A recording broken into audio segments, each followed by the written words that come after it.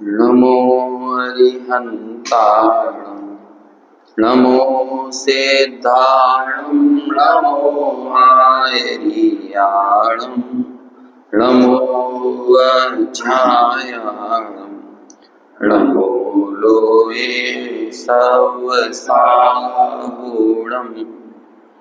मंगलं भगवान् वीरो मंगलं गौतमो गणी मंगलं कुंद कुंदाद्यो जैन धर्मोस्तु मंगलम् सर्वमंगल मांगल्यं सर्वकल्याणकारकं प्रधानं सर्वधर्माणां जैनं जयतु शासनं जैनं जयतु शासनं वन्दित सर्वसिद्धे धूमचलमणोवमङ्गलिं पत्ते ओछामि समय पावड़ मृणमो सुध केवली मणिनं नमः समय साराय स्वानुद्या चकासते चित् स्वभावाय भावाय सर्वभावान्तरच्छिते। समय सार ग्रंथ की 84 और 85वें नंबर की गाथा हमने देखी। व्यवहार न्याय का ऐसा वचन आता है कि एक द्रव्य दूसरे द्रव्य का कर्ता योग और उपयोग के परिणमन के कारण कहने में आता है कि पुद्गल द्रव्य का परिणमन हो तो स्वतंत्र रूप से रहा था, लेकिन उस परिणमन में योग और उपयोग का करने वाला जीव है। तो इसलिए जिस समय पुद्गल का परिणमन हो रहा था उसी समय जीव के योग और उपयोग का परिणमन भी तत्संबंधी हो रहा था। इसलिए वो निमित्त नैमित्तिक संबंध से व्यवहार में पुद्गल को जीव का अथवा जीव को पुद्गल का कर्ता कहता है। और अनादि काल का अज्ञानी का ऐसा ही रूढ़ व्यवहार है। इसलिए उस अनादिकालीन रूढ़ व्यवहार की अपेक्षा से जिनवाणी में भी जहाँ तहाँ उस व्यवहार न्याय के कथन देखने को सुनने को मिलते हैं। लेकिन यदि परमार्थ से पुद्गल का कर्ता जीव को कहा जाए तो चूंकि जीव अपने परिणाम तो कर ही रहा है और साथ ही वो पुद्गल का परिणाम भी करने लगे तो एक ही साथ दो क्रियाएं करने वाला वो बन जाएगा। और इस स्थिति में द्विक्रियावाद का प्रसंग खड़ा होगा।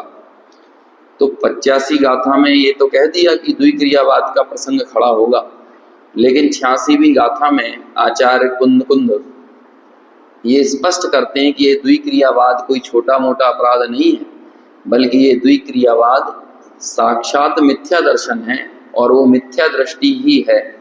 हमने ये देखा था जब अपनी चर्चा 84-85 गाथा की चल रही थी कि जब आप एक द्रव्य के कार्य को करने वाला दूसरे द्रव्य को मानते हो तो वास्तव में उस द्रव्य का लोप ही कर देते हो, क्योंकि अब जरूरत क्या रही।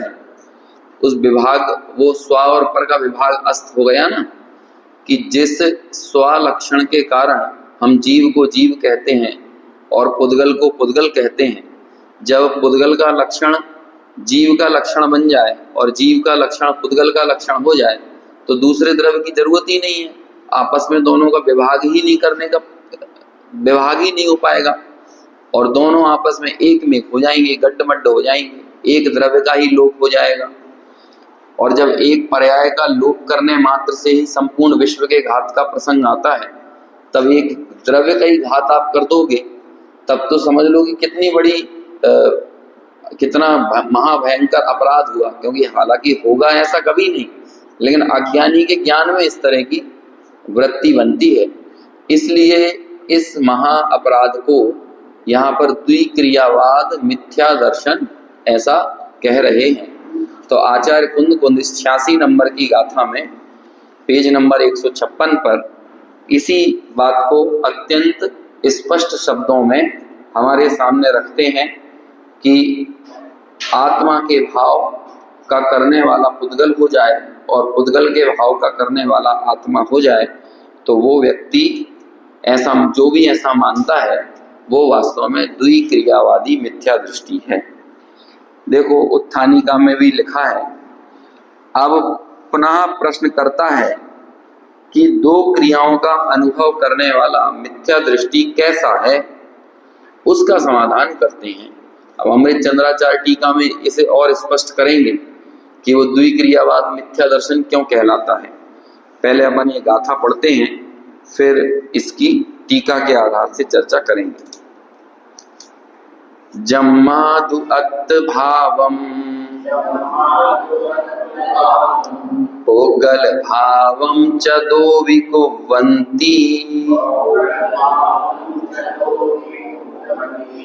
तेण दुमिच्छा दिट्ठी दो क्रियावादिनो हुन्ति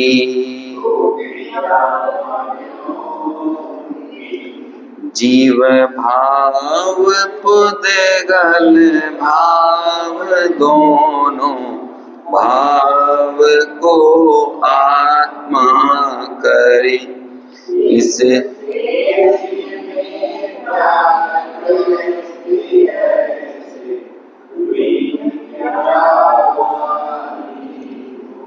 ये वाला अनुवाद और पढ़ते हैं और थोड़ा सरल है। यदि आत्मा जड़ भाव चेतन भाव दो तो आत्मा द्विक्रियावादी मिथ्या दृष्टि अवतरी। देखो गाथा का अर्थ देखें सामान्य, जम्मा दू है ना। अब ये जम्मा शब्द जहां जहां भी लगता है तो ये जम्मा और तम्मा जैसे और तैसे के लिए प्रयोग किया जाता है ना। यदि जम्मा यदि ऐसा हो तो ऐसा हो जाए। तो जम्मादु अत्त भावम पोगल भावम, ये सब छोटे छोटे से प्रत्यय होते हैं है ना, किसी भी गाथा को पूरा करने के लिए। जैसे कि हम लोग एक खलु शब्द का भी जगह जगह प्रयोग आता है ना। तो खलु का वैसे तो निश्चय अर्थ होता है, लेकिन खलु का अर्थ खलु ही होता है, हम अनुवाद में उसे कर देते हैं। तो ऐसे ही दू पी ये शब्द भी लगते हैं ना, तो इनका अर्थ भी है ना। कहीं कहीं कुछ चीजों का अर्थ ही होता है, कहीं कहीं भी होता है, तो ऐसा इनका अर्थ चलता है। तो वैसे तो यहाँ तू शब्द संस्कृत के तू शब्द के अर्थ में है। तू एक छोटा सा प्रयोग होता है ना बीच में, तू पी पी पी शब्द लगेगा तो अभी हो जाता है, पी का मतलब अभी यानी भी, ठीक है। तो ऐसे ये छोटे छोटे से गाथा को, क्योंकि कोई भी गाथा छंद होगा उसमें निश्चित तौर पर जितनी मात्राएं जितने अक्षर होना चाहिए तभी वो गाथा छंद बनेगा।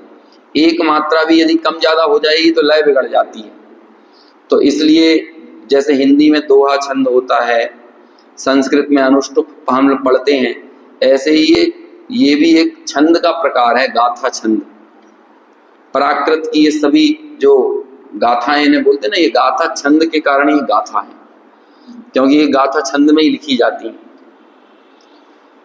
जम्मादु अत्त भावम पोगल भावम चा दो वी को बनती। अब ये जो वी है बीच में, ये पी अपी के अर्थ में है कि आत्मा अत्त भावम यानी आत्म भाव और पोगल भावम यानी पुद्गल के भाव। आत्म भाव चेतन भाव हो गया, पुद्गल भाव जड़ भाव हो गया। चा दो भी को बनती, इन दोनों का करने वाला हो जाए तो कौन है वो। अब देखो यहाँ पे मूल में आत्मा शब्द नहीं आया, करने वाला हो जाए तो कौन करने वाला हो जाए, आत्म भाव का भी करे और पुद्गल भाव का भी करे। तो आत्म शब्द से अपने आप अपन को ये लगाना है, आत्मा का भाव सो आत्म भाव और आत्मा का भाव सो चेतन भाव। तो चेतन भाव का भी करने वाला हो और पुद्गल भाव का भी करने वाला हो, जड़ का करने वाला भी हो और चेतन का करने वाला भी हो, तो क्या हो जाएगा, तेण दुम इच्छा दिट्ठी।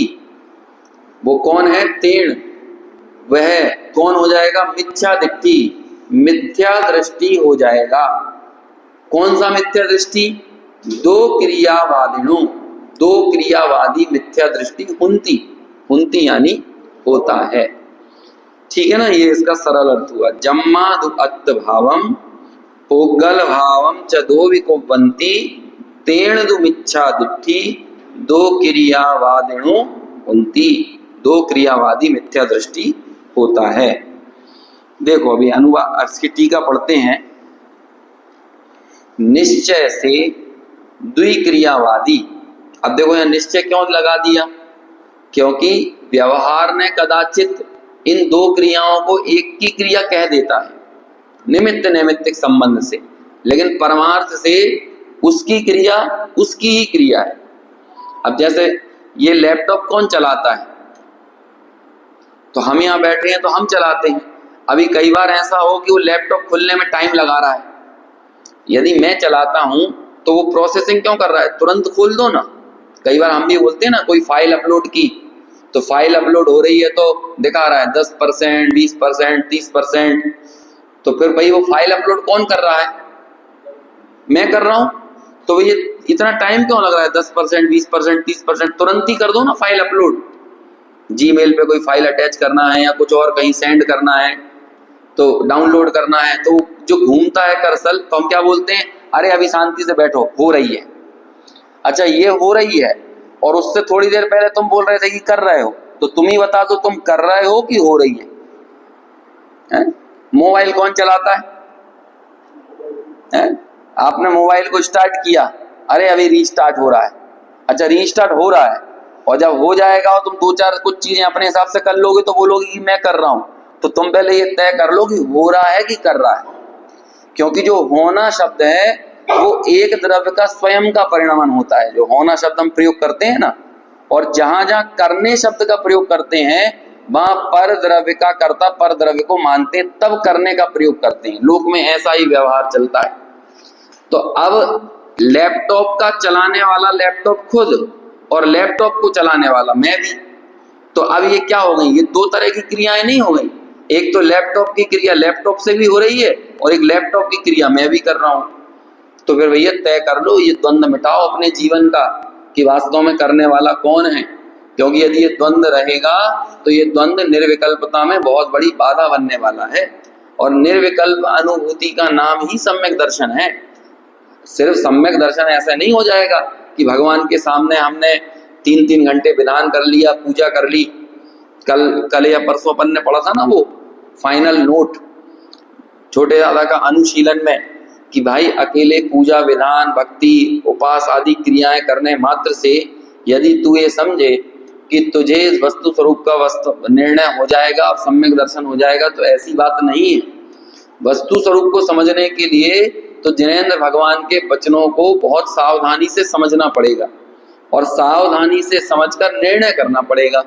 और जब वो निर्णय होगा तो पर द्रव्य के कर्ता बनने की जो मिथ्या मान्यता चल रही है वो टूटेगी। और मैं बार बार ये बात पर जोर दे रहा हूं कि जहां हमारी वर्तमान पर्याय पर कर्तृत्व के भार से शून्य होगी, वहीं पर उसमें ज्ञाता बनेगा, यानी ज्ञातृत्व का उदय होगा। या ज्ञातृत्व के उदय से अभिप्राय ये है कि उस ज्ञाता स्वभाव की अनुभूति होगी।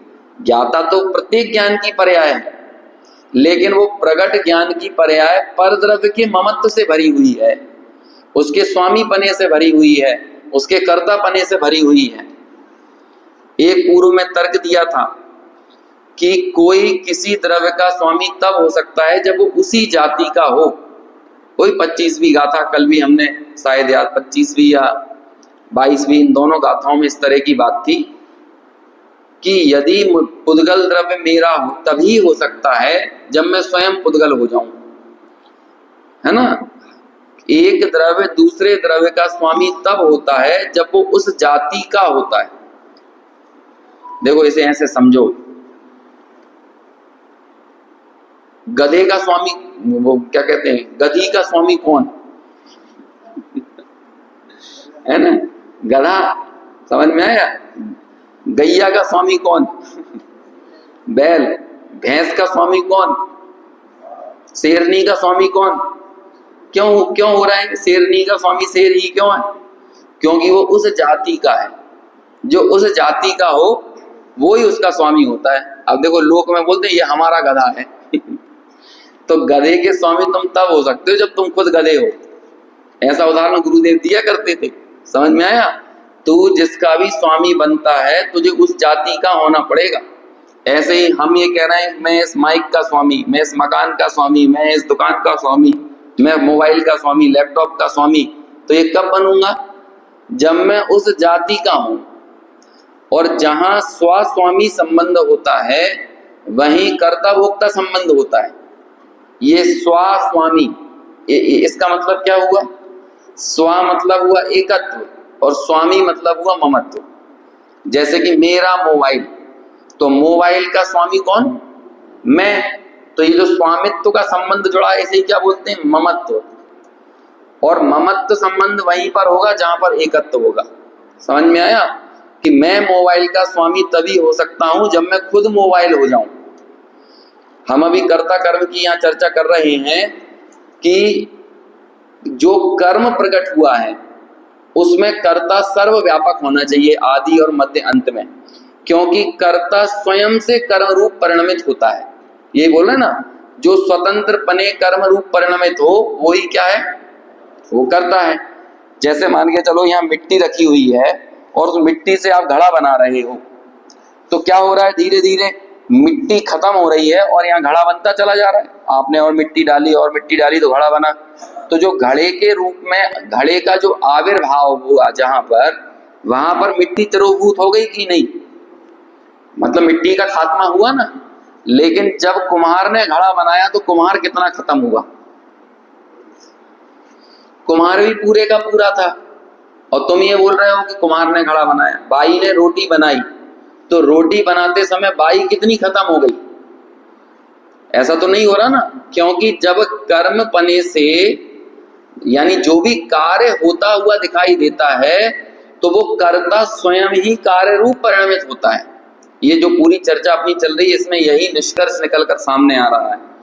तो जब भी कहीं कोई कार्य हुआ तो कर्ते का जो कर्ता दिख रहा था वही उसके आदि और मध्य में समाया हुआ है कि नहीं?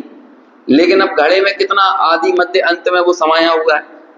तो इसका मतलब घड़े के बनने के काल में कुम्हार की उपस्थिति मात्र है। और वो उपस्थिति के ऊपर आरोप ऐसे ही नहीं आ रहा, चूंकि उपस्थिति योग और उपयोग रूप से बनी हुई है। वो ये चाहता भी है घड़ा बने और अपने हाथ का हस्त आदि का कुछ परिणमन भी उसके हो रहा है।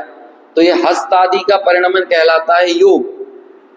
और दूसरा उपयोग, कि मैं घड़ा बनाऊं, तो वो क्या कहलाएगा? उपयोग। तो ये योग और उपयोग रूप से जो उसकी विद्यमानता है उसी का परिणाम क्या निकलता है? घड़े के निर्माण के रूप में बनाना। तो इसलिए वो कुम्हार पर आरोप आया। लेकिन कुम्हार उस घड़े का परमार्थ करता क्यों नहीं है? क्योंकि कुम्हार पूरे का पूरा बगल में विद्यमान है और घड़ा यहाँ पर पूरे का पूरा अलग विद्यमान है। तो इसलिए आरोप तो आया लेकिन परमार्थ से कुम्हार घड़े का करता नहीं। अब ये बात आचार्य जानते हैं, ये बात समझना मुश्किल है, क्योंकि अनादिकालीन अज्ञान का व्यवहार ऐसा ही चल रहा है। अब जो अनादिकालीन रूढ़ व्यवहार हो वो हम ऐसे झट से कैसे छोड़ दें? आसान थोड़ी है कि हम यहाँ पर 2-4 घंटे 2-4-10 दिन से एक विषय को सुनने लगे और वो तुरंत छूट जाए, ऐसा संभव है क्या? वो तो निरंतर हमारी विचारणा में, चिंतन में और निर्णय में इस बात पर चोट पड़ना चाहिए। क्योंकि यहाँ मैं कितना ही बोल लूं और आप भी कितना ही सुन लें, पढ़ लें और बोल भी लें, लेकिन फिर भी जब हम अलग से अपने घर गृहस्थी के कामों में जाते हैं तो वहां तो हमें यही लगता है ना, मैं ही आपको समझाने वाला हूं, मैं ही गाड़ी का चलाने वाला हूं, मैं ही पैसा कमाने वाला हूं, मैं ही मकान की व्यवस्थाएं रखने वाला हूं, मैं ही संबंधों को टिकाए रखने वाला हूं। अब बोलो ये अज्ञान, ये मान्यता कैसे निकलेगी? इसे कौन निकालेगा? ये तो अनादिकालीन मान्यता तो वैसी की वैसी पड़ी हुई है। और जब तक ये मान्यता जस की तस है तो सम्यक दर्शन दूर की कौड़ी है ना? क्या ऐसे ही बोलते हैं ना, वो दूर की कौड़ी, मतलब वो मिलना बड़ा मुश्किल है। अब ये निर्णय कौन किसको करवा सकता है? इसलिए ये बहुत गहन आध्यात्मिक विवेचना है जिसका निर्णय बहुत स्पष्ट होना जरूरी है। कर्तृत्व का अहंकार हमारे भीतर से नहीं जाएगा तो ज्ञातृत्व की अनुभूति उदित होने वाली नहीं है। तब जाकर आचार्य बारंबार इस पर इतना चोट कर रहे हैं कि ये द्विक्रियावाद का जो मिथ्या दर्शन है ये कोई छोटा मोटा अपराध नहीं है। ये द्विक्रियावादी मान्यता मानसिकता आपके अंदर एक द्वंद्व खड़ा करती है और द्वंद्व में कोई काम होने वाला नहीं है। समझ में? देखो अभी टीका पढ़ते हैं अपन, नहीं तो फिर चर्चाओं में ये विषय रह जाता है। निश्चय से द्विक्रियावादी अर्थात एक द्रव्य दो क्रिया मानने वाले, एक द्रव्य की दो क्रिया मानने वाले यह मानते हैं कि अच्छा ये कौन है द्विक्रियावादी मिथ्या दृष्टि? इनका कोई मोहल्ला होता होगा, जैसे चारवाक मत वालों का कोई मोहल्ला हो, सांख्य मत वालों का कोई मोहल्ला हो, तो ऐसे द्विक्रियावादी। देखो जो मिथ्या दृष्टि है उसमें जितने भी अज्ञान की परिभाषाएं दी गई हैं या जितने अज्ञान के भेद बनाए गए हैं वो सब एक में ही पाए जाते हैं, अलग अलग में नहीं। एक ही व्यक्ति अलग अलग समयों पर अलग अलग मानसिकता से घिरा हुआ रहता है। जैसे बौद्ध क्षणिकवादी कहलाते हैं और सांख्य अद्वैत वेदांत ये नित्यवादी कहलाते हैं। तो एक नित्यवाद के एकांत का मिथ्यात्व होता है और एक क्षणिकवाद के एकांत का मिथ्यात्व होता है। तो ये दो अलग अलग मिथ्या दृष्टियों की कैटेगरी हैं या एक ही व्यक्ति अलग अलग समयों पर अलग अलग रिएक्ट करता है।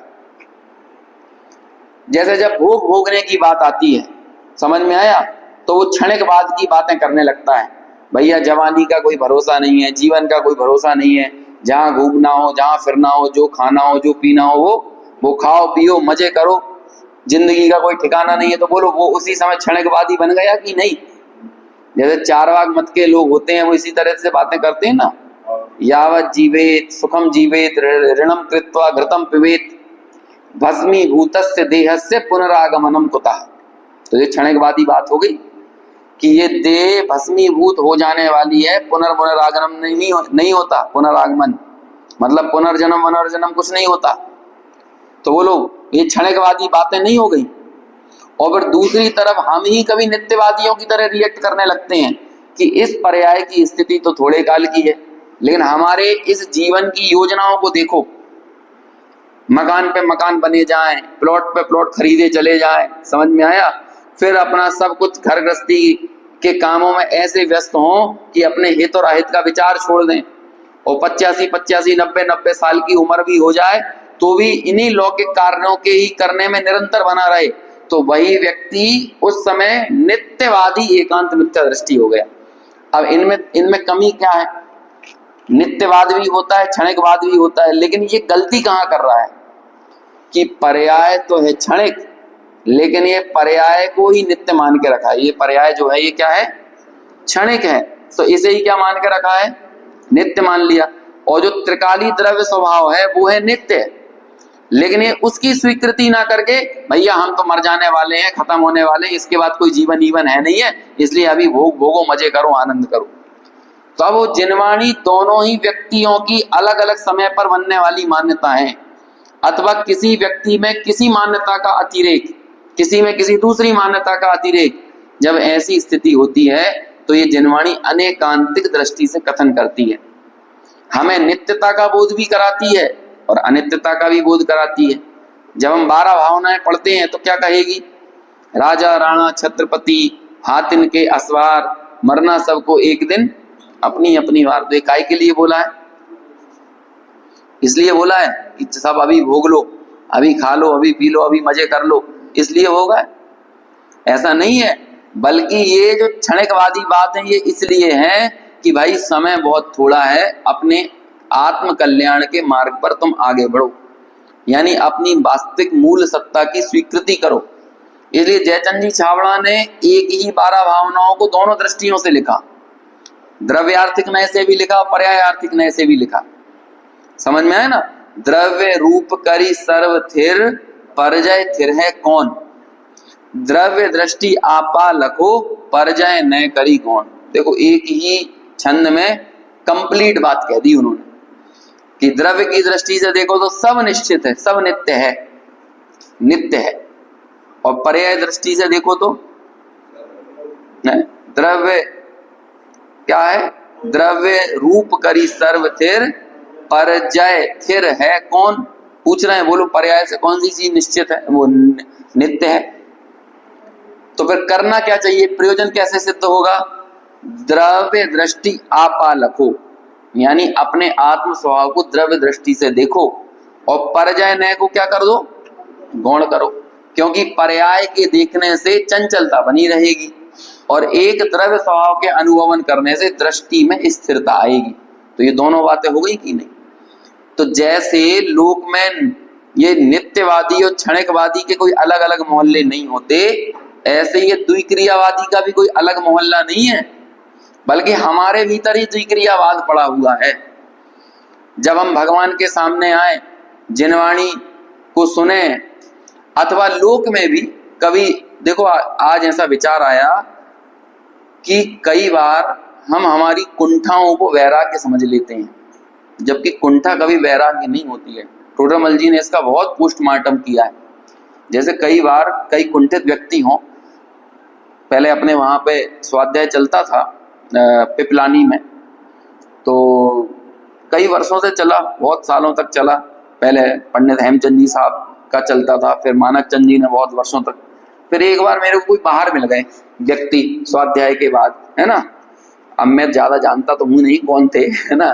वो कहते हैं हम भी आते थे पहले स्वाध्याय में, है ना, आज से 15-20 साल पहले हम भी आते थे, लेकिन हम देख रहे हैं 30-35 साल से सुन रहे हैं, किसी की कोई मान्यता और परिणति नहीं बदल रही है, सब वैसे के वैसे हैं। तो इस तरह की नेगेटिव बातें करने लगे, सब सुनते हैं, सब सुनने से कोई अंतर ही नहीं आ रहा जीवन में। तो मैंने मन ही मन सोचा, चूंकि उनकी उम्र बहुत ज्यादा थी, है ना, तो मैं वहां पर कोई बदतमीजी नहीं कर सकता था और इस तरह की बात भी। तो मन में सोचा कि अच्छा ठीक है, आपने आना छोड़ दिया, आप बदल गए आप, क्योंकि आप इस तरह से बात कर रहे हो जैसे कि आप सम्यक दृष्टि हो गए हो, और बाकी अंदर जितने सुनने वाले हैं ये सभी तो क्या है, ये तो सब मिथ्या दृष्टि रह गए। अब ऐसे ही बोले सब बिल्कुल वही अज्ञान है, इनका ऐसा है, इनका वैसा जीवन है। अरे भाई, जब निरंतर ये तत्व ज्ञान की चोट नहीं पड़ेगी, जब हम तत्व ज्ञान ना हो जीवन में, तब हमारे जीवन में इतनी कठोरता और निष्ठुरता बनी रहती है।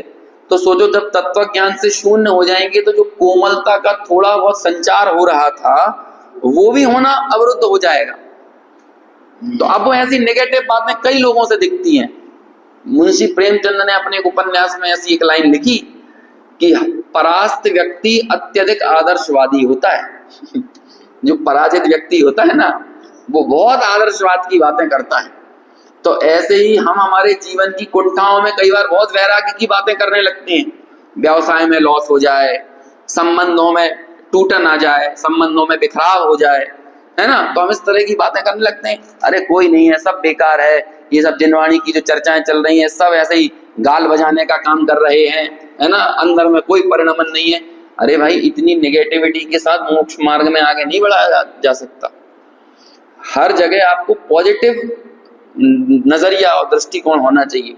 दोष निकालना बहुत आसान काम है और ये बिना सिखाए ही लोग कर लेते हैं। 2-2.5 साल के बच्चे को कौन सिखाता है दोष निकालना, लेकिन वो 1.5-2 साल का बच्चा भी अपना भाई हो, बहन हो उसकी छोटी सी, तो उसकी गलतियां बता देता है, ये इसने गलती की।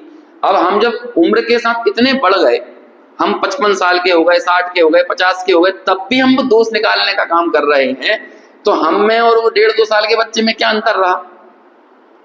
अब जैसे ये व्यवहार की बात है, निश्चय ये अद्वितीय चक्षु क्यों है, क्योंकि व्यवहार तो सबको दिखता है, छोटे से बच्चे को भी दिखता है। किसी को बताना पड़ेगा कि भैया घड़ा लेने कहाँ जाना है, सोना चांदी लेने कहाँ जाना है, ये दुनिया में किसी को बताना पड़ेगा, सिखाना पड़ेगा। लेकिन ये सिखाना पड़ेगा कि सोने का करता सुनार नहीं है, घड़े का करता कुम्हार नहीं है, क्योंकि उपादान दृष्टि से ओझल है और निमित्त का अनादिकालीन रूढ़ व्यवहार चल रहा है, तो वो क्या सिखाना पड़ेगा। तो ऐसे ही हमारी जो जीवन की निरंतर बहने वाली धारा है वो बहुत गहराई से अज्ञान से मिली हुई है, और उस अज्ञान को तोड़ने का काम एकमात्र तत्व ज्ञान करता है, जो तत्व ज्ञान हमें आगम से प्राप्त होता है। यदि इस आगम के अभ्यास में हमारा पॉजिटिव माइंडसेट ना हो, देखो ये बहुत आसान काम है दुनिया के हर व्यक्ति को मिथ्या दृष्टि साबित कर देना, है ना।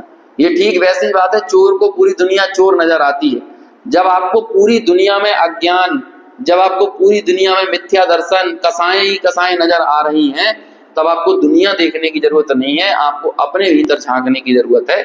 इसका मतलब ये हुआ कि आपके भीतर की कसाएं अत्यंत गहरी हो गई हैं, तो आपको बाहर सिर्फ कसाएं ही उछलती हुई दिखती हैं, आपको भगवान आत्मा नहीं दिखता है। लेकिन गुरुदेव श्री के विरोध करने वाले लोग भी आते थे तो उन्हें भी भगवान आत्मा ही कहते थे। अंदर की आपको पूरे विश्व में स्वाध्याय का अभाव तब नजर आएगा जब आपके जीवन में खुद स्वाध्याय नहीं होगा। और जब आप खुद तत्व ज्ञान से, स्वाध्याय से भरे हुए होगे ना, तो आपको हर तरफ ऐसे ज्ञानी ज्ञानी जी भी नजर आने वाले हैं। ऐसे ही हमें सम्यक दृष्टि क्यों नजर नहीं आते, इसका कारण बाहर सम्यक दृष्टि नहीं है ऐसा नहीं है, हमारे भीतर सम्यक दर्शन नहीं। 2008 की बात है, हमारे कॉलेज का टूर गया, समझ में आया। तो अब वो गोवा के लिए टूर लेके गए सब लोगों को। तो हमारे कुछ साथ के दोस्त थे, वो कहने लगे तुम कैसे जा रहे हो वहां घूमने, वहां तो सिर्फ नॉनवेज ही नॉनवेज मिलता है ना। तो मैं कहा ठीक है, 2-3 दिन की तो बात है, फल खा लेंगे, या फिर अपने घर से जो पूड़ी पराठे लेके जा रहा है वही खा लेंगे, है ना। अब इस तरह की बातें करें। तो अब जब वहां जाकर पहुंचे तो वहां तो जैन मंदिर भी मिल गया, वहां पे जैन भोजनालय भी मिल गया। अभी किसको मिलेगा, जो जिसके भीतर वो चीज पड़ी होगी ना अंदर में, तो उसे वहां पे वो चीजें मिल जाएंगी। और जिसके भीतर में वो है ही नहीं कि हमें भैया शुद्ध सात्विक शाकाहारी भोजन करना है, जैन भोजन करना है, तो वो उसकी दृष्टि में ही नहीं है जब चीज, तो वो बाहर में वो चीज देखेगा क्यों। उसे तो यही लगेगा ना सब जगह क्या है, नॉनवेज ही नॉनवेज फैला हुआ है। तो हमारे भीतर जो होता है हमें वही बाहर दिखता है। पहले भी बात चली थी जब समाधि तंत्र की चर्चा चल रही थी, तो हमने ये देखा ना, विक्षिप्त जो हमारे भीतर रखा होगा वही हमें हमारे बाहर दिखाई देगा, है ना। वहां अपन ने उदाहरण दिए थे, अब तो 1-1.25 साल पहले की बात हो गई, है ना, तो थोड़ा भूल गए होंगे। उस समय याद नहीं आ कि ये सोने के बढ़ते हुए रेट किसको दिखाई देते हैं, जिसके यहाँ सोना रखा हुआ होता है। प्रॉपर्टी के बढ़ते हुए रेट किसको दिखाई देते हैं, जिसके दिमाग में प्रॉपर्टी चल रही होती है। अभी सबके थोड़ी दिमाग में प्रॉपर्टी चल रही है तो सबको प्रॉपर्टी के बढ़ते हुए रेट दिखाई देंगे। कई बार देखो ये छोटे छोटे से बच्चे घर में खेलते रहते हैं, इन्हें फर्क पड़ता है सिलेंडर का रेट कितना हो गया। उन्हें तो ये, अब हम, मेरे घर में लड़का है तो उसे पूरे टाइम क्या दिखता रहता है, जहां जाएगा तो क्रिकेट ही दिखाई देगा, क्रिकेट खेलने वाले दिखाई देंगे, टीवी पे भी लगा लेगा तो उसे वही वीडियो मिल जाएंगे, है ना। तो उसे 24 उसे दुनिया की और कोई चिंता नहीं है। तो अब बोलो बाहर उसे क्या चीज दिखाई दे रही है, जो उसके भीतर पड़ी हुई है। हमारे भीतर भी, जो हमारे भीतर यदि कषायों का अतिरेक हो तो हमें दुनिया में दोष ही दोष दिखाई देंगे।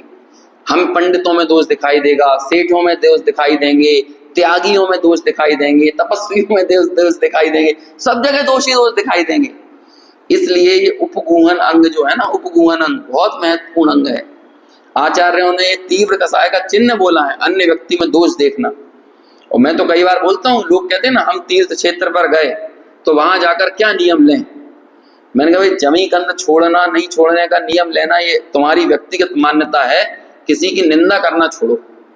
क्योंकि निंदा करने में हम हमारे भीतर के की कुंठाओं को, अपनी कषायों को हवा देने का काम करते हैं। वो क्या वो आता था ना ऐसे हवा करने का, वो पीतना क्या बोलते थे, क्या बोलते, लीपना, जो भी बोलते हैं ना, तो वो ऐसे हवा करते हैं ना। ऐसे ही जब हम किसी की निंदा करते हैं अथवा निंदा सुनते हैं तो हम हमारे अंदर की कषायों को ऐसे हवा दे देते हैं। तो जब आप हवा दोगे तो कषायों को तो आराम मिलता है, रिलैक्स मिलता है। क्योंकि कषाएं भी रिलैक्स चाहती हैं, अंदर से वो बहुत दुखी है चित्त। लेकिन जब हम निंदा सुनते हैं और निंदा करते हैं तो हमें ऐसा लगता है कि थोड़ी सी निराकुलता टाइप की हुई, ऐसा महसूस होता है। तो वैराग्य का मार्ग कुंठाओं के रास्ते से नहीं जाता, बहुत पॉजिटिविटी के साथ जाता है। हमें यदि विश्व में सम्यक दृष्टियों को देखना है तो स्वयं सम्यक दर्शन लेना पड़ेगा। यदि हमें पूरे विश्व में तत्व ज्ञान देखना है तो अपने भीतर तत्व ज्ञान को प्रस्फुटित करना पड़ेगा। एक बार आपको सुनाया था, छोटे दादा का एग्जाम्पल दिया था। उनके छोटे बेटे ने बोला हमें मुंबई में तत्व प्रचार करना है तो क्या करें। तो दादा ने बिल्कुल प्रश्न आते के साथ तुरंत छूटते से कहा आत्मानुभूति करो। मुंबई में तो छोड़ो, पूरे विश्व में तत्व प्रचार कर दोगे, है ना। होता है कि नहीं। तीर्थंकर लोग क्या करते हैं, है? 30 वर्ष के लिए, 25 वर्ष के लिए, 12 वर्ष के लिए, 100 वर्ष के लिए स्वसंचार करने के लिए चले जाते हैं, सेल्फ कम्युनिकेशन।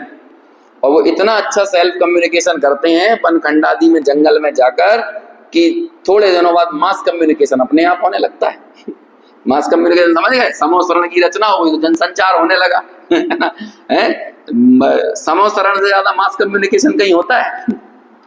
सबसे ज्यादा बिखरा हुआ समूह, मास यानी होता है बिखरा हुआ समूह, तो सबसे ज्यादा बिखरा हुआ समूह यदि कहीं होता है तो समूह शरण में होता है। और बोलो, समूह शरण रचने के लिए तीर्थंकरों ने समूह शरण में क्या किया, पुद्गल में क्या किया, पुण्य में क्या किया? ना पुण्य में किया, ना संयोग में किया, ना राग में किया, उन्होंने सिर्फ अपने में किया। पर कर्तृत्व से शून्य हुए तो स्वयं विकल्प बिना का प्रचार, बिना विकल्प का प्रचार हो रहा है कि नहीं? गुरुदेव ने क्या किया? चलो तीर्थंकरों की बात तो ऐसी लगती है हमें कि पता नहीं है, क्योंकि द्वंद्व है ना मन में, पता नहीं हुआ होगा कि नहीं हुआ होगा, तो द्वंद्व लगता है। तो अभी देख लो, अकेले गए थे, वो एक स्टार ऑफ इंडिया करके जगह है, उसका नाम है स्टार ऑफ इंडिया, है झोपड़ी है। जब पहली बार वहां जाओ तो है ना, स्टार ऑफ इंडिया के पास जाकर हम स्टार ऑफ इंडिया को ढूंढने लगे कि कहाँ है स्टार ऑफ इंडिया? अरे यही झोपड़ी है भाई, स्टार ऑफ इंडिया। एकदम बिल्कुल बियावान इलाके, अभी भी वो बियावान है, तो उस समय कितना बियावान होगा? हाँ, समझ में आया ना, इतना बियावान जगह। वहां जाकर एक पारसनाथ भगवान की फोटो रखी थी और उसके सामने मुखपट्टी का उन्होंने त्याग किया। और वहां पे बोलो, जब मुखपट्टी का त्याग किया होगा तो क्या सोचा होगा? कितने लोगों को प्रचार करना है, कितने लोगों को जिनवाणी सुनाना है, समय सार का प्रचार करना है, कुछ किया उन्होंने? तत्व प्रचार करने के लिए कहीं कुछ नहीं किया, ना जनता जोड़ी, ना लोग जोड़े। समझ में आया? कि माइक लगवाने की व्यवस्था की, टेंट लगाने की, पंडाल लगाने की, कुछ किया होगा? कोई विकल्प नहीं। ये जो हमें चकमकास दिख रही है ना, उसके लिए उन्होंने कुछ नहीं किया। उन्होंने जो कुछ किया अपने में किया, और जो अपने में करता है उसका सहज ऐसा योग नियोग होता है कि जिसके कारण से बाहर का प्रचार स्वयं हो जाता है। इसलिए कुंठा को वैराग्य नहीं समझ लेना। समझ में आया? हारा हुआ पराजित व्यक्ति, कुंठित व्यक्ति इस तरह की वैराग्य उत्प्रेरक बातें करता हुआ देखा जाता है, लेकिन वास्तव में वो स्वयं एक द्वंद्व से भरा हुआ है, भीतर ही भीतर। उसे खुद समझ में नहीं आ रही कि सच्चा तत्व का, सत्य का मार्ग कौन सा है। तो इस द्विक्रियावाद के ऊपर यहाँ पर वो चोट कर रहे हैं कि अंदर से ठोस निर्णय करो कि तुम परद्रव्य के कर्ता नहीं हो, करने वाले नहीं हो। परद्रव्य का परिणमन स्वयं परद्रव्य में हो रहा है, और तुम्हारा ज्ञान मात्र का परिणमन तुम्हारे में हो रहा है। ज्ञान मात्र, ज्ञान के साथ कोई दूसरी और संभावना जोड़ने की जरूरत नहीं है। आगे हम 47 शक्तियां पढ़ेंगे, तो उसके पहले ही मालूम क्या किया? ज्ञान की अनुपातनी है, ज्ञान में उछलती हैं, ज्ञान से अलग नहीं है, ज्ञान से भिन्न नहीं है, ज्ञान से अभिन्न है ये। वो तो हम आपको समझाने के लिए, क्योंकि अनंत गुण है ना, तो अनंत गुण किसमें? एक में समाहित है। हमारे भीतर बरतने वाला ऐसा कौन सा गुण है जिसमें ज्ञान नहीं पसरा हुआ है? एक विभुत्व नाम की शक्ति यही तो बताती है कि दर्शन में ज्ञान है, आनंद में ज्ञान है। ज्ञान स्वयं आनंद रूप नहीं है, लेकिन जहां आनंद है वहां ज्ञान है। समझ में आया? ज्ञान और आनंद गुण में अतद भाव है, लेकिन ऐसा आनंद भी हमें नहीं चाहिए जहां जो ज्ञान शून्य हो। अब ये ज्ञान शून्य का आशा ये होता है विभुत्व शक्ति को बताना। ये अजब गजब वस्तु की व्यवस्था है। जहां स्पर्श है वहां रस है कि नहीं, जहां रस है वहां गंध है कि नहीं, लेकिन रस स्वयं गंध नहीं है, गंध स्वयं स्पर्श नहीं है, लेकिन स्पर्श गुण में रस पसरा हुआ है, रस में गंध पसरी हुई है, गंध में जो कौन सा वर्ण पसरा हुआ है। ये सब एक ही स्थान पर है कि नहीं, इसलिए इन्हें गुण कहते हैं। स्वयं निर्गुण होते हैं, द्रव्य के आश्रय से रहते हैं, संपूर्ण भागों में रहते हैं, संपूर्ण अवस्थाओं में रहते हैं। लेकिन हमने अकेले ज्ञान गुण को सबसे हाईलाइट क्यों किया? क्योंकि ज्ञान ही वो संचेतन करने वाला एकमात्र परम गुण है। समझ लो, उसे परम गुण की संज्ञा दे लो कि जो हमें ये बता, जो हमें अन्य पर द्रव्यों से भिन्न अनुभवन कराने में शक्य है। आनंद इस बात की सूचना नहीं, आनंद का वेदन हम व्यक्तिगत रूप से कर सकते हैं, निराकुलता में, निर्विकल्पता में, है ना। इसलिए आनंद महत्वपूर्ण है, वो महत्वपूर्ण नहीं हो ऐसी बात नहीं, लेकिन ज्ञान ही उस आनंद की सूचना देता है। हमें आनंद हुआ ये सूचना भी कौन देगा? ये भी तो ज्ञान ही दे रहा है ना। जितनी जितनी निराकुलता बढ़ी, जितना जितना राग घटा, इसलिए उस ज्ञान को, उपयोग को जीव का मुख्य लक्षण बनाया जाता है। लेकिन लक्षण मात्र लक्ष्य कि लक्षण, वो एक लक्षण अकेला लक्ष्य संपूर्ण लक्ष्य में हो, हाँ वो लक्षण लक्ष्य में है, लेकिन अकेला वही लक्षण हो ऐसी बात नहीं है। समझ में आया? उसमें वो लक्ष्य तो ऐसे कई लक्षणों को अपने में समेटे हुए है, लेकिन लक्षण प्रसिद्ध होना चाहिए। और हमारे जीवन में इस चैतन्य को जड़ पदार्थों से भिन्न बनाने वाला प्रसिद्ध लक्षण एकमात्र कौन है? ज्ञान। इसलिए वो कहते हैं ज्ञान मात्र का अनुभवन। वो ज्ञान मात्र के अनुभवन में सर्व चैतन्य का अनुभवन सम्मिलित माना जाता है। लक्षण से लक्ष्य तक पहुंचने की यही प्रक्रिया है। देखो आगे पढ़ते हैं। इसलिए आत्मा के परिणाम को और पुद्गल के परिणाम को स्वयं आत्मा करता है, इसलिए वे मिथ्या दृष्टि ही हैं, ऐसा सिद्धांत है। जो दो द्रव्यों की क्रिया को एक ही कर्ता माने वो कौन है? सिद्धांतिक बात है ये कि वो मिथ्या दृष्टि है। एक द्रव्य के द्वारा दो द्रव्यों के परिणाम किए गए प्रतिभाषित ना हो, जैसे कुम्हार घड़े की उत्पत्ति में अनुकूल अपने इच्छा रूप और हस्त आदि की क्रिया रूप। इच्छा क्या हो गया? उपयोग। यहाँ उपयोग कौन सा उपयोग है? ये अशुद्ध उपादान को उपयोग कह रहे हैं यहाँ पे, क्योंकि उपयोग ज्ञान दर्शन का शुद्ध परिणमन इच्छा रूप नहीं होगा, लेकिन ज्ञान दर्शन का जो वैभाविक परिणमन हो रहा है, उपयोग का जो वैभाविक परिणमन है वो किस रूप हो रहा है? इच्छा रूप हो रहा है। लेकिन वो वैभाविक परिणमन भी उपयोग कहला रहा है। इच्छा रूप और हस्तादि हो गई योग, योग की क्रिया कि व्यापार परिणाम को जो कि अपने से अभिन्न है, कुमार से अभिन्न क्या है? योग और उपयोग, और अपने से अभिन्न परिणति मात्र क्रिया से किया जाता है, उसे करता हुआ प्रतिभाषित होता है। तो कुमार तो वास्तव में किसका करता हुआ? उसके योग का और उपयोग का। परंतु घड़ा बनाने के अहंकार से भरा हुआ होने पर भी अब क्या हो रहा है? वो कुमार किससे भरा हुआ है? घड़ा बनाने के अहंकार से भरा हुआ होने पर भी वह कुम्हार अपने व्यापार के अनुरूप मिट्टी के घट परिणाम को, जो कि मिट्टी से अभिन्न है, जो मिट्टी का घड़ा बन गया ना, वो घड़ा किससे अभिन्न है? और कुम्हार से अभिन्न है कि नहीं? कुम्हार से तो भिन्न है। और कुम्हार किससे अभिन्न है? उसके योग और उपयोग से। समझ में आया? ये दो चीजें हो गई, कुम्हार और घड़ा। घड़ा किससे अभिन्न है? मिट्टी से। और कुम्हार किससे अभिन्न है? अपने योग और उपयोग से। लेकिन ये किससे भरा हुआ है कुम्हार? अहंकार से। ये जो बनता हुआ घड़ा है, इसे बनाने वाला कौन? इसे मैं बनाने वाला हूं। तो अभी कुम्हार नहीं दिखना चाहिए, है ना?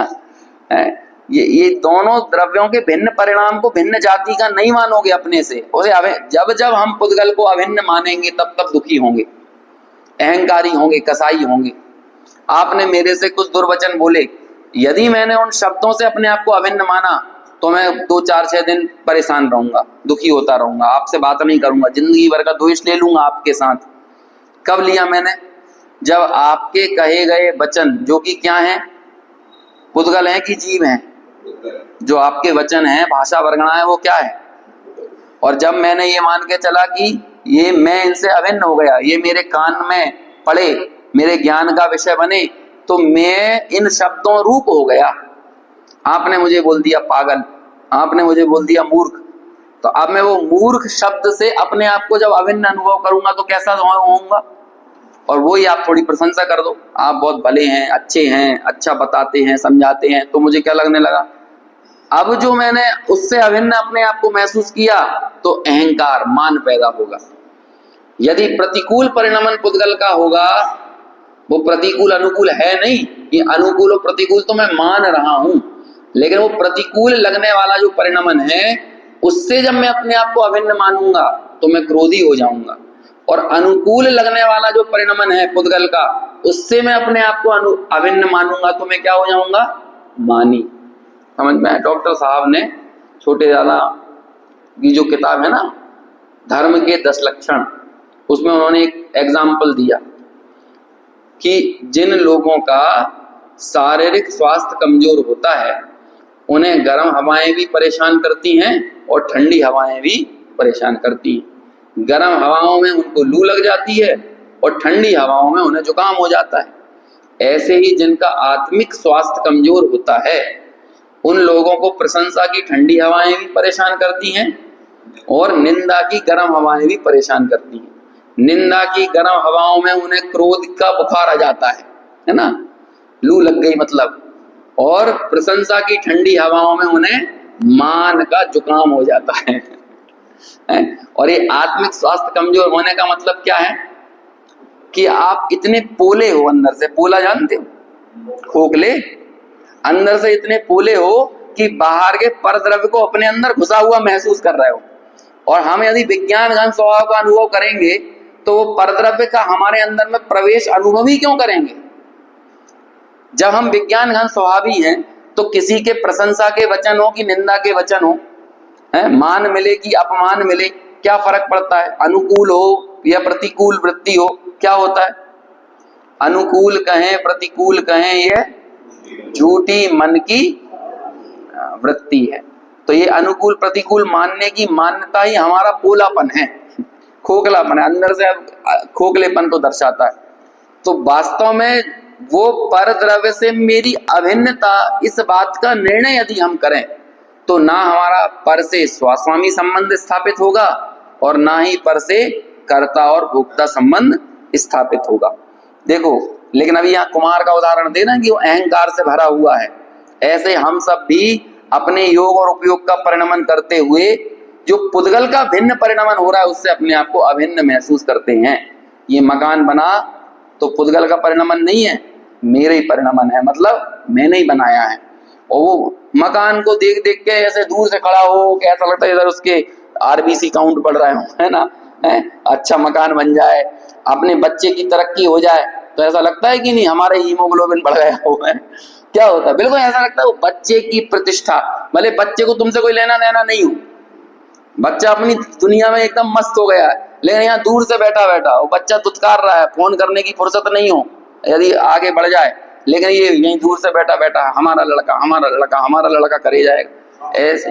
हाँ, और ऐसे ये पुद्गल तो पुद्गल में परिणमित हो रहा है, लेकिन ये यहाँ बैठा बैठा दूर से हमारा पुद्गल हमारा पुद्गल हमारा पुद्गल हमारा पुद्गल करे जा रहा है। भैया बिल्कुल भिन्न भिन्न परिणमन है, तुम्हें अभिन्न मानने की कोई आवश्यकता नहीं है। अपने व्यापार के अनुरूप मिट्टी के घट पर, हाँ देखो, परंतु घड़ा बनाने के अहंकार से भरा हुआ होने पर भी वह कुमार अपने व्यापार के अनुरूप मिट्टी के घट परिणाम को, जो कि मिट्टी से अभिन्न है और मिट्टी से अभिन्न परिणति मात्र क्रिया से किया जाता है। घड़ा किससे किया जाता है? मिट्टी की अभिन्न परिणति है घड़ा, समझ में आया? उसे करता हुआ प्रतिभासित नहीं होता। वो अपना अहंकार है ना, तो हमें नहीं लगता कि मिट्टी ने घड़ा बनाया, तो अहंकार से क्या लगता है घड़ा किसने बनाया? हमने बनाया है। इसी प्रकार आत्मा भी, अभी देखो ऊपर उदाहरण किसका दिया? कुमार का।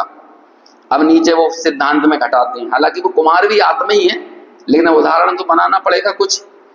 इसी प्रकार आत्मा भी अज्ञान के कारण पुद्गल कर्म रूप परिणाम के अनुकूल अपने परिणाम को, जो कि अपने से अभिन्न है, हमारा जो परिणाम है हम उससे अभिन्न है, जो हमारा उपयोग का परिणाम चल रहा है हम उससे अभिन्न है, लेकिन उसी समय पुद्गल कर्म का परिणाम भी हो रहा है। तो पुद्गल कर्म का परिणाम भी हुआ और तुम्हारा ज्ञान परिणाम भी हुआ, तो हमें ऐसा लगा कि वो दोनों परिणाम एक के ही हो गए। और अपने से अभिन्न परिणति मात्र क्रिया से किया जाता है। पुद्गल कर्म से किया जाता है और ज्ञान का परिणाम अपने ज्ञान भाव से किया जाता है। उसे करता हुआ प्रतिभासित हो, परंतु पुद्गल के परिणाम को करने के अहंकार से भरा हुआ होने पर कौन हो, क्या कर रहा है ये आत्मा? वो पुद्गल के परिणाम का कर्ता मानने का अहंकार इसको बहुत तीव्र है, होने पर भी वह आत्मा अपने परिणाम के अनुरूप पुद्गल के परिणाम को, जो कि पुद्गल से अभिन्न है और पुद्गल से अभिन्न परिणति मात्र क्रिया से किया जाता है, उसे करता हुआ प्रतिभासित ना हो। मतलब पुद्गल का परिणाम पुद्गल से हो रहा है, लेकिन ऐसा मानता हुआ प्रतिभासित नहीं हो रहा, बल्कि वो क्या मान रहा है, ये पुद्गल का परिणाम किसने किया, ये मैंने किया। तो तू अपना परिणाम भी करने वाला हुआ और पुद्गल का परिणाम भी करने वाला हुआ, तो ये दो क्रियाएं हो गई कि नहीं। और जब दो क्रियाएं हो गई तो स्व और पर का विभाग अस्त हो गया। तुम ये बंटवारा कैसे करोगे कि ये पुद्गल है और ये जीव है। ये शरीर का परिणमन पुद्गल का परिणमन है, लेकिन हमें लग क्या रहा है, ये परिणमन मेरा परिणमन है। तो ये शरीर के परिणमन के भी तुम करता हो गए और ये शरीर के परिणमन के जानने वाले भी तुम करता हो गए। तो जानन क्रिया के भी करता और शरीर के परिणमन के भी करता। तो ये दो क्रियाओं का करता कौन बन गया, एक जीव। तो जब शरीर का परिणाम भी तेरा परिणाम, तेरा परिणाम भी तेरा परिणाम, तो अब बोलो शरीर में और आत्मा में भेद ज्ञान कैसे करोगे। और जब भेद ज्ञान करने में समर्थ नहीं होगे तो भेद ज्ञान के अभाव का नाम ही तो मिथ्या दर्शन है, और कुछ मिथ्या दर्शन थोड़ी है। इसलिए यहाँ पर कह रहे हैं द्विक्रियावादी जो है वो कौन है, मिथ्या दृष्टि है। बात समझ में आई। वो भेद ज्ञान का अभाव हो रहा है, भेद ज्ञान की ज्योति नहीं जल पा रही है इस द्विक्रियावाद के कारण से। देखो भावार्थ पढ़ के बात को यहाँ पूरी करते हैं। आत्मा अपने ही परिणाम को कर्ता प्रतिभासित हो, पुद्गल के परिणाम को करता हुआ कदापि प्रतिभासित ना हो। आत्मा की और पुद्गल की दोनों की क्रिया एक आत्मा ही करता है, ऐसा मानने वाले मिथ्या दृष्टि हैं। जड़ चेतन की एक क्रिया हो तो सर्व द्रव्यों के पलट जाने से सबका लोप हो जाएगा। देखो ये बार बार आपसे बात बोल रहे थे ना, यदि जड़ पुद्गल जड़ चेतन बन जाए, चेतन जड़ बन जाए तो पूरे विश्व का ही लोप हो गया। एक द्रव्य के लोप का मतलब क्या हुआ, पूरे विश्व के लोप का प्रसंग यहाँ पर खड़ा हो जाएगा। यह महादोष उत्पन्न होगा। ये पूरे इस प्रकरण को समाहार कर रहे हैं, संक्षेपण कर रहे हैं। जड़ चेतन की एक क्रिया हो तो सर्व द्रव्यों के पलट जाने से सबका लोप हो जाएगा, यह महादोष उत्पन्न होगा। इस तरह से ये अपना प्रकरण कहाँ से शुरू हुआ था, समझ लो 75वीं गाथा से, है ना। और 86वीं गाथा तक इस प्रकरण को बारंबार व्याप्य व्यापक संबंध का अभाव है, भाव विभावक संबंध का अभाव है, इसलिए मैं पर द्रव्य का कर्ता नहीं, पर द्रव्य का भोक्ता नहीं, इस बात को यहाँ समझाया। अब आचार्य को ये मालूम है, अमृतचंद्र को, कि ये सब सुनने के बाद आपका दिमाग थोड़ा सा भारी हो गया होगा, इसलिए वो थोड़ी गीतात्मकता, है ना, पद्यात्मकता कलशों के माध्यम से यहाँ पर थोड़ी ठंडी ठंडी हवाएं बहाएंगे, जिससे हमारे दिमाग की थोड़ी सी गर्मी कम हो और हमें प्रेरणा मिले अपने स्वरूप में रमण करने की।